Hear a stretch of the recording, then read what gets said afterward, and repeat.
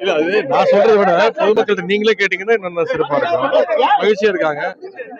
நான் இன்னைக்கு மதுரைக்கு வந்து போன வாரம் விருதுநகர்ல தென்மண்டல நிர்வாகிகள் சந்திப்பு நடந்துச்சு.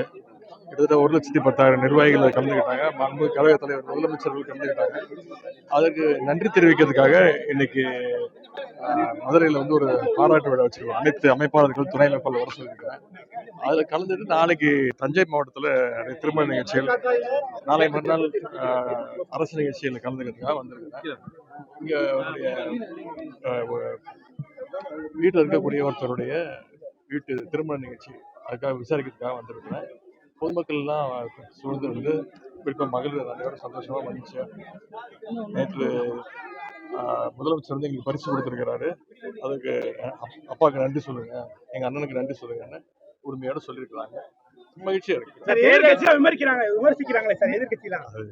அதனாலதான் அவங்க எதிர்கட்சி அவங்க விமர்சனம் செஞ்சுட்டு தான் இருப்பாங்க. இருந்தாலும் அதையெல்லாம் மீறி கடும் நிதி நெருக்கடியிலையும் சரி, ஆட்சி பொறுப்பேற்றோடனே எப்படிதான் வந்து 4,000 ரூபாய் கொடுக்க முடியாதுன்னு சொன்னாங்க. தேர்தல் அறிக்கையிலே நம்ம சொல்லியிருந்தோம். ஆட்சி பொறுப்பு ஏற்ற உடனே தலைவர் வந்து 2,000 ரூபாய், அடுத்த மாசமே 2,000 ரூபாய் கொரோனா நிவாரண நிதி கொடுத்தாங்க. அது மாதிரி மகளிர் உதவித்தொகை கொடுக்கவே முடியாதுன்னு சொன்னாங்க. 2022 செப்டம்பர்ல இருந்து நம்முடைய தலைவர் 2023 செப்டம்பர்ல இருந்து முதலமைச்சர் வந்து அதையும் கொடுத்துட்டு இருக்கிறாரு. இந்த முறை கூடுதல் போனஸாக வந்து இன்னொரு அறிவிப்பு கொடுத்திருக்கிறாரு. கூடுதல் போனஸாக 2,000 ரூபாய் கொடுத்திருக்கிறாரு.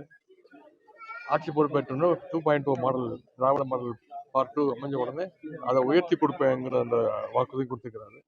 யார் என்ன சொன்னாலும் நம்முடைய கழக தலைவர் முதலமைச்சர் சொன்னாங்கன்னா நிச்சயம் செய்வாரு அப்படிங்கிற அந்த நம்பிக்கை மக்கள் தரும்.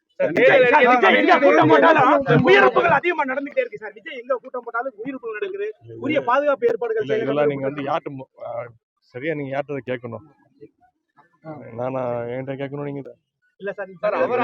யார் இதுக்கு பொறுப்பெடுத்து யாருக்கு பதில் சொல்றாரு?